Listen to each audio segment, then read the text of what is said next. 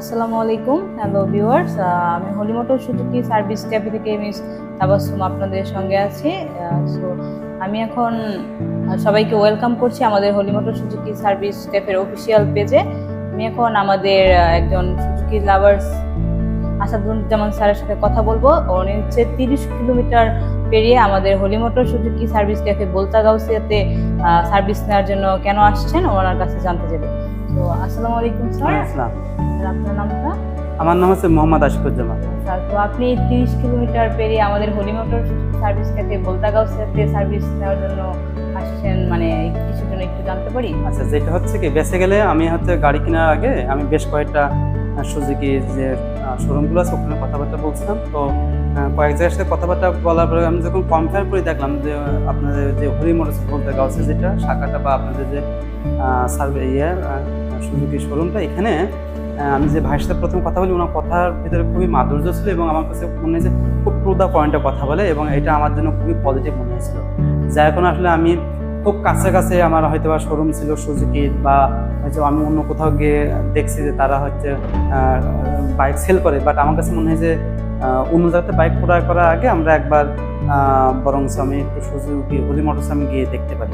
দেন আমি জাস্ট দেখতে এসেছিলাম, এসে আসার পরে ওনাদের সার্ভিস কথাবার্তা শুনে আমি খুবই ইমপ্রেস হয়েছিলাম। দেন হচ্ছে আমি ওই দিনই ওনাদের কাছ থেকে আমি আসলে বাইকটা ক্রয় করি। দেন প্রথম সার্ভিস সেন্টার সার্ভিস আমি ওনাদেরকে জিজ্ঞেস করে আসলে আমি সার্ভিসটা সব জায়গায় পাবো কিনা। ওনারা বললেন সব জায়গায় সার্ভিস পাবেন, কিন্তু কেন জানি শুক্রবার ছিল ওই দিন বা শনিবার ছিল, আমি যেটা একটা ছোটোখাটো জবও করি। দেন আমি শুক্রবার অথবা কোনো এক শনিবার প্রথম আমি সার্ভিস নিতে আসি এবং দেখলাম ওনারা সেল করার সময় যেমনটা খুবই পজিটিভ ছিলেন, ঠিক সার্ভিস নেওয়ার সময় দেখলাম খুবই পজিটিভ। তো আমার কাছে এটা খুব ভালো লাগছে।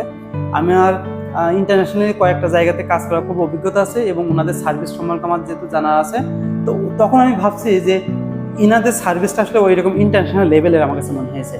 যার কারণে আমি আসলে এরপর থেকে আমি এই আজকে দিয়ে মোট 4বার আমি সার্ভিস নিতে আসলাম এবং ওই 4বারই কিন্তু সেই 30 কিলো দূর থেকে কিন্তু আমি এখানে আসি। যদিও আমি চাকরি করি, টাইমটা আমার খুব কনসেন্ট টাইম থাকে, আমি চেষ্টা করি শুক্রবার অথবা কোনো এক শনিবার দিন ম্যানেজ করার, দেন আমি আসি। কিন্তু মূল উদ্দেশ্য হচ্ছে ওনাদের ব্যবহারটা খুবই ভালো।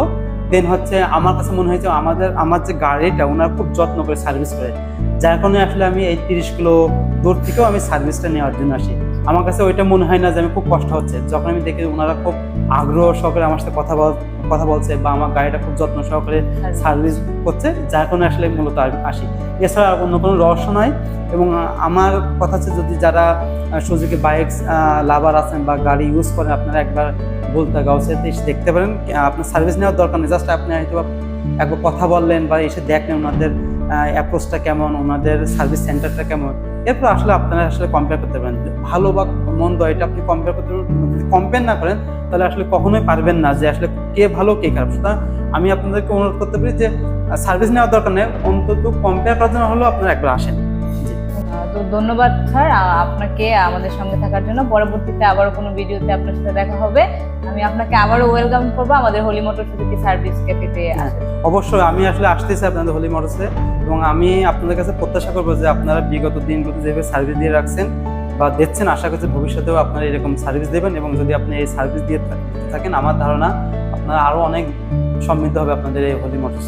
ধন্যবাদ। আসসালামু আলাইকুম।